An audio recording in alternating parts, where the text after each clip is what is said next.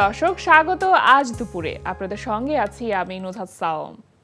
সবার প্রতি শুভকামনা জানিয়ে শুরু করছি আজ দুপুরের আজকের আয়োজন।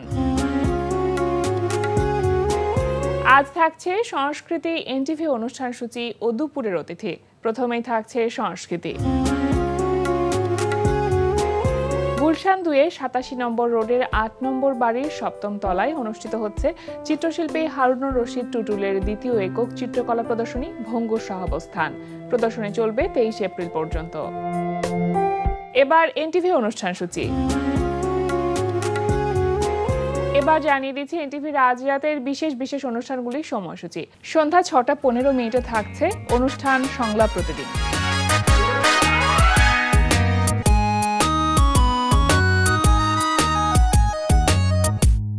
রাত ৮টা ২০ থাকছে আলামিন স্বপনের রচনায় তাইফুর জাহান আশিকের পরিচালনায় ধারাবাহিক নাটক ফাউল।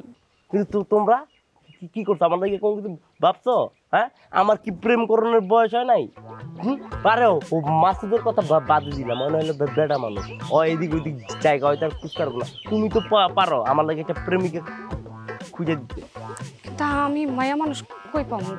তোমার ওই ডাগর আখির পাতে তাকাইয়া পৃথিবীর কোনো পুরুষই মিথ্যে বলতে পারবে না বেদানা। কিন্তু এটা রাজনৈতিক গুপ্ত কথা, তো এটা না তোলাই ভালো বেদানা। তার মানে তুমি তোমার প্রেমিকারও বিশ্বাস করো না? ঠিক আছে, কন লাগবে না, আমি গেলাম। বেদানা, রাগ হয় না। রাজনৈতিক বিষয় অনেক কথা চাপাইয়ে রাখা লাগে। তুমি মহিলা মানুষ, তুমি গৃহিণী, তোমার অত কথা হওয়ার দরকার নাই লক্ষ্মী। রাত ৯টা ৩০ থাকছে জাহাঙ্গীর চৌধুরী ও কাজী মোহাম্মদ মোস্তফার পরিচালনায় মার্সেল প্রেজেন্টস হাসো সিজন 7।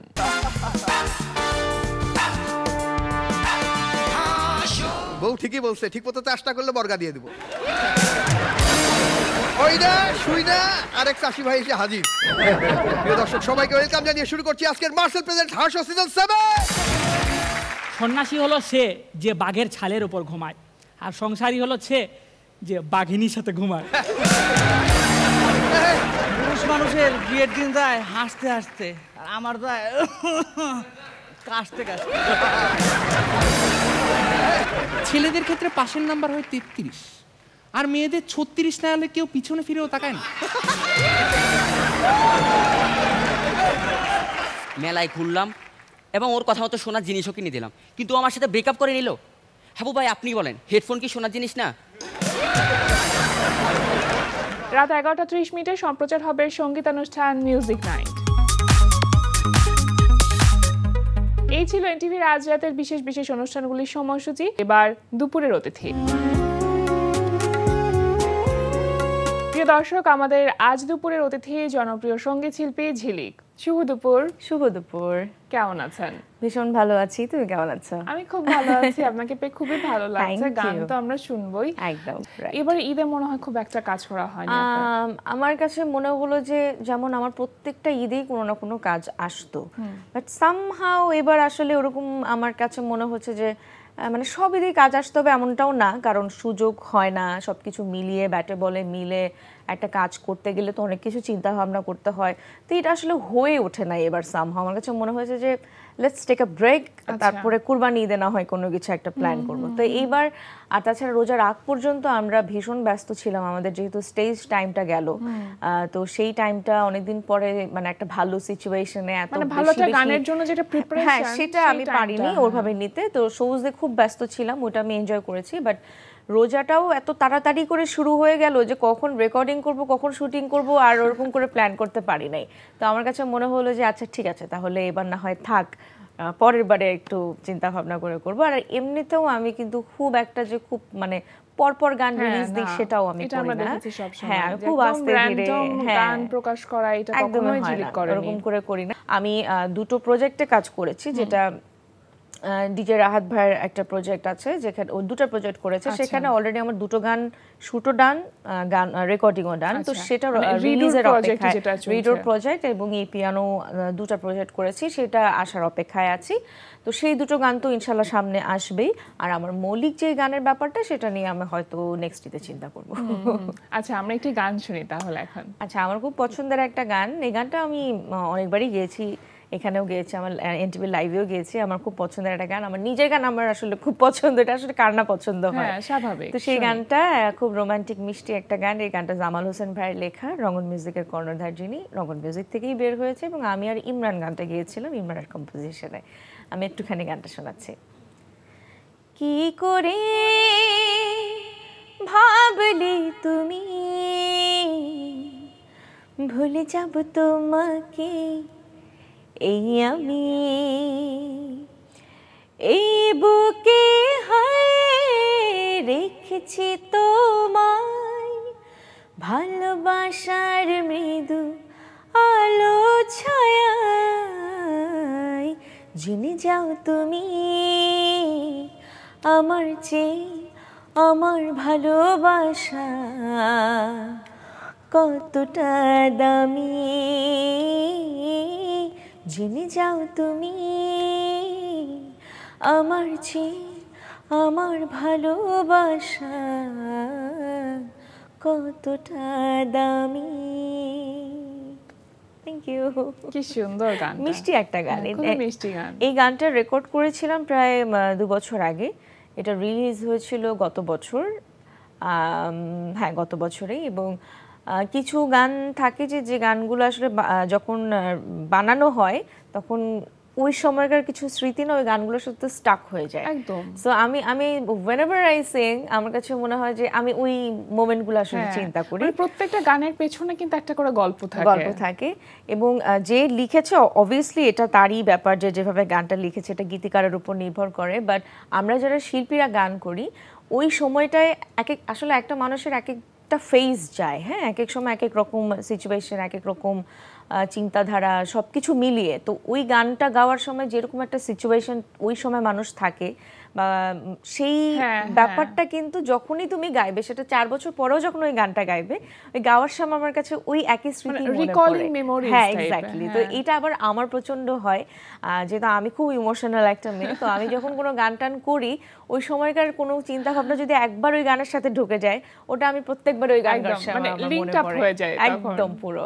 আচ্ছা, আমরা সবসময় দেখেছি এবং এই বিষয়টি আমার খুব ভালো লাগে যে ঝিলিক কখনোই স্রোতের মধ্যে গা ভাসিয়ে দেয় না, সবসময় নিজের জায়গাটা রেখেছে, নিজের মানটা, নিজের গানের কাজ বা যে কোনো একটা পার্সোনালিটির জায়গা থেকে বলি যে সেই জায়গাটা সবসময় মেনটেন করে চলেছে।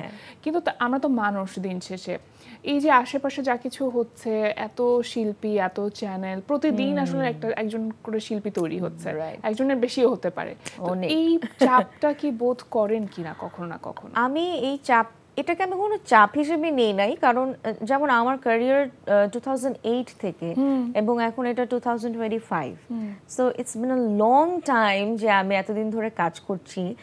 সেই 2008 সালেও যখন আমি এনটিভিতে আসলাম, এখন 25 সালে এসেও আমি এনটিভিতে আসছি, এনটিভি আমাকে ভালোবাসছে। আমি জাস্ট একটা এক্সাম্পল দিচ্ছি যে আজকে যদি এত বছর ধরে আমাকে আমার গান ভালো না লাগতো বা আমি গাইতে না পারতাম, তাহলে হয়তো আমাকে আপনারা ভালোবাসতেন না বা আমাকে এখানে আজকে ডাকতেন না। সো এটা আমার কাছে মনে হয়, মানে এটা আমার কাছে বিগেস্ট অ্যাচিভমেন্ট। তো আমি যখন দেখি নতুন কেউ আসে, ডেফিনেটলি আমি সবাইকে ভীষণ স্বাগত জানাই। আমার কাছে শুধু খালি মনে হয় যে সবার মধ্যে একটা অস্থিরতা আছে, যেটা আমি কখনো নিজের মধ্যে আনি নাই। আমার কাছে সবসময় মনে হয়েছে যে মানে স্লো অ্যান্ড স্টেডি যাওয়া, নিজেকে সবসময় গ্রুমিং করা, কেন আমার ওখানে গেলে কি কাজ হবে, কোথায় দৌড়ালে আমার একটা ভালো কাজ আসবে, কি করলে আমি লাইমলাইটে বেশি করে আসবো। I really don't think about that at all. আমি এটার জন্য অনেক কনফিডেন্সের দরকার পড়ে। এটা আমার কাছে কনফিডেন্সটা কিভাবে? এটা কনফিডেন্সটা অ্যাকচুয়ালি যেহেতু আমি আমার বাবা একজন সঙ্গীত শিক্ষক ছিলেন, এখন আমার গুরু, আব্বুর কাছে আমার গান শেখা। তো আব্বুরকে ছোটবেলা থেকে যেভাবে আমি দেখেছি একটা শিক্ষকের যে এথিক্স, সেই এথিক্সটা আমার মধ্যে অলরেডি এটা মানে বিল্ট ইন। সো আমি ওভাবেই বড় হয়েছি যে না, গানটা আমার কাছে সাধনার বিষয়, গানটা আমার কাছে ডেফিনেটলি এখন প্রফেশন। তো প্রফেশনালি নিতে পেরেছি বিকজ সবাই যেহেতু ডাকছে, ভালোবাসছে, তখন আই ফিল লাইক যে ওকে ফাইন, আমি এটাকে প্রফেশনালি নিব। বাট আমি তো বেসিক্যালি একজন সঙ্গীত শিল্পী, একজন আর্টিস্ট হতে চেয়েছি, আমি কখনো কিন্তু স্টার হতে চাই নাই।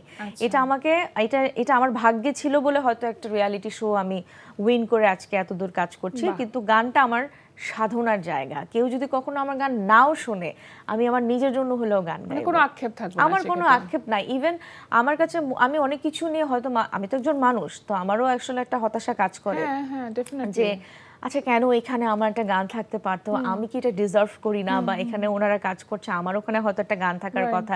বাট এই জিনিসটা না আমি আসলে আমার নিজের উপরেই রাখি, কি আমার সার্কেলে যারা আছে, আমার সাথে যারা ঘুরে, তারাও কখনো শুনে নাই যে ঝিলিক কখনো এটা আফসোস করে বলেছে যে কেন ওখানে নাই বা কেন এটা নাই। এটা না আমার নিজের কাছে, আমার কাছে মনে হয় যে আমার যেটা পাওয়ার সেটা আমি পাবোই। সো এটা আমাকে কেউ কখনো আটকাতে পারবে না। সো যেটা ওইটা যদি আমার হয়ে থাকে ওটা আমারই হবে, কোনো না কোনো ভাবে ঘুরে ফিরে সেটা আমারই আসবে। এবং এই যে একটা মানে চারিদিকে একটা মানে কি বলবো অস্থিরতার যে বিষয়টা, ওটা থাকলে আসলে কখনো না সঙ্গীতটা হবে না। তো সঙ্গীতটা আমার প্রায়োরিটি। তো এই জন্যই আমি এই কনফিডেন্সটা পাই যে আজ হোক কাল হোক মানুষজন, আমি যেহেতু 18 বছর ধরে কাজ করছি, ইনশাল্লাহ আমি যদি সঙ্গীতটাকে আমার মধ্যে ধারণ করি, আমাকে মানুষ সারা জীবন গান শুনবে। আমার বয়স যখন 50 হয়ে যাবে তখনও মানুষ আমার গান শুনবে। মানে ঝিলিকের জায়গাটা ঝিলিকের আমার এটা, হ্যাঁ। এবং এটা আমি আমার মতো করে চলাফেরা করি, আমি কোনো মানে আগেও নাই পিছেও নাই কারো, কোনো কিছুতেই নাই, আমি আমার মতো চলি। মানে এটা সবাই আমাকে চিনে যে ঝিলিক আসলে ঝিলিকের মতো চলে। কাজ করে তারা সবাই জানে যে ও এটা নিয়ে বদারই না যে মানে কোথায় কি হচ্ছে, মানে আছে না অনেক কিছু, বাট এগুলো আমি আসলে কখনো ফিল করি না। I really don't want to take it at all, যেটা না লিভ ইট। আমার গানটা ফোকাস থাকতে হবে, আমি যদি ভালো গান গাইতে পারি মানুষ আমাকে এমনি ডাকবে। খুব ভালো লাগলো কথা বলে। আরো একটু গান শুনি আমরা। আচ্ছা আচ্ছা, যেহেতু গানের প্রসঙ্গে মানে প্রথমের কিছু কথা বলছিলাম, তাহলে একদম প্রথম দিকের একটা গান শোনাই। এবং আমি মানে ভেরি লাকি পারসন যে এই একটা সময় আমার আসলে 3টা সোলো অ্যালবাম আছে, যেটা এখন একদম যারা আসছে আর্টিস্টরা অ্যালবামটা কি জিনিস আসলে তারা জানেই না। সো এখন এটা অন্যরকম একটা ফিলিং যে একটা অ্যালবামের মধ্যে নিজের ছবি থাকে, গীতিকারদের ছবি থাকে, লেখা থাকে গানটা, এবং 4টা 5টা ওটার জন্য আমরা ফটো সেশন করেছি। এই ফিলিংসটা আসলে ওরা পায় নাই, তো মিস করেছে। এবং এটা আমার কাছে মনে হয় অ্যালবামটা আবার আসা উচিত। যাই হোক, সবকিছু মিলিয়ে আসলে হচ্ছে না। তো আমি লাকিলি আমার যেহেতু 3টা অ্যালবাম আছে, আমার প্রথম অ্যালবামের নাম হচ্ছে আমার কি দোষ, এবং এই অ্যালবামটা উন্মোচন করেছিল রুনালাল্লাহ ম্যাডাম এবং Sabrina Yasmin madam. So it's a very big thing for me. সেখান থেকে একটা গান আমি তাহলে শোনাচ্ছি। আমাদের শ্রদ্ধেয় শুভেন্দু নন্দী স্যার, যিনি চলে গেছেন এবং আমরা তাকে ভীষণ মিস করি, এবং তার সুর করা গান আমার গাওয়ার সুযোগ হয়েছে, এটা আমার জন্য অনেক বড় একটা বিষয়। তার সুর করা একটা গান আমি শোনাচ্ছি, আমার এই গাওয়া এবং কবির বকুল ভাইয়ের লেখা। আকাশের বাইরে আকাশ তো নেই, সাগরের বাইরে কোনো ঢেউ নেই। আকাশের বাইরে আকাশ তো নেই, সাগরের বাইরে কোনো ঢেউ নেই। তোমার বাইরে আমার মনে কেউ নেই, আর কেউ নেই, কেউ নেই, আর কেউ নেই। আকাশের বাইরে আকাশ তো নেই, সাগরের বাইরে কোনো ঢেউ নেই। খুবই সুন্দর। হ্যাঁ, অনেক আর্টিস্টকে আমরা দেখি না যে এখন নিজে গান লিখছে বা সুর করছে, সেই জায়গাটা নিয়ে কি ভেবেছেন কখনো? ভেবেছিলাম অনেকবার, বাট এটা তো আসলে একটা ক্রিয়েটিভ ব্যাপার, এটা আসলে চাইলেই হয় না। তবে গুনগুন করে মাঝে মধ্যে কিছু সুর করে করে আমি রেখে দিই, মানে রেখে দিই। আমার কাছে মনে হচ্ছে যে এরকম একটা সুর গুনগুন করে একটা রেকর্ড করে করে করে রেখে দিই, বাট লিরিক লেখার বিষয়টা আমার এখন পর্যন্ত আমার আসে নাই। সো জানি না এটা কখন হবে আমি তাও জানি না। আমার মামা এখন আই এম স্টিল হোপফুল যে না হতেও পারে মাঝে মধ্যে, মানে হঠাৎ করে এটা হতে পারে। হ্যাঁ, বাট ইচ্ছা আছে যে এরকম করে হয়তো কোনো একটা ইন্টারভিউতে এসে বলবো যে আমার এই গানটা আমার সুর করা, আমার লেখা, এটার একটা ইচ্ছা আছে।